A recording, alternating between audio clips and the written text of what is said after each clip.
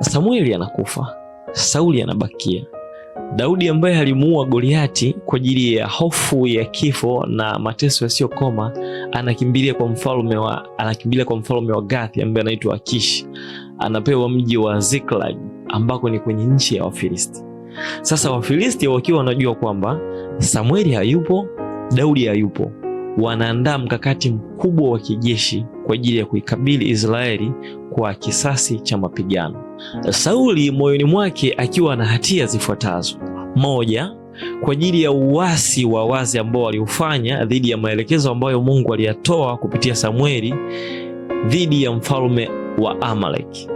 Lakini pia pili, kwa ajili ya kuwaua makuhani ambao ni Waisraeli kabisa, ambao waliamini kwamba chini ya ushawishi wa Goegi Mwedomu walikuwa wakimsapoti Daudi katika mapinduzi ya nafasi yake ya ufalme, hasa kwa kile kitendo cha kuruhusu Daudi kupewa mikate na wale makuhani, lakini pia kupewa upanga ule ambao Daudi aliutumia kumuulia Goliati, ambao ulibakia hekaluni kama kumbukumbu. Sasa Sauli akiwa katika hatia hizo za vifo, uasi na kukataliwa, anakabiliwa na vita ambayo ilikuwa ikitishia mustakabali wa maisha yake pamoja na taifa la Israeli kwa ujumla.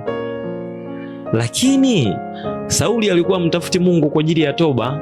Alikuwa anamtafuta Mungu ili ampiganie dhidi ya maadui zake, lakini yeye mwenyewe akiwa ni adui wa Mungu.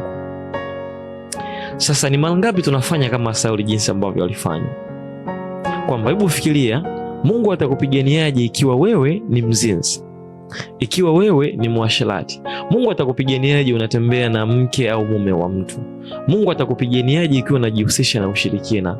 Ikiwa unawakandamiza wale ambao umewaajiri kwa kuwapatia fedha ndogo ambayo hata wewe ukipewa hawezi kuishi? Mungu atakupiganiaje ikiwa ni mwenye hasira na ugomvi? Vita nyingi ambazo uko nazo katika maisha yako ya kila siku, unakuta ni vita ambazo unazisababisha wewe mwenyewe, lakini unataka kumtumia Mungu kama silaha, kama jinsi ambavyo Sauli alifanya, kumtumia Mungu kama lungu. Mungu husimama na wenye haki. Bwana akubariki unapokuwa ukitafakari.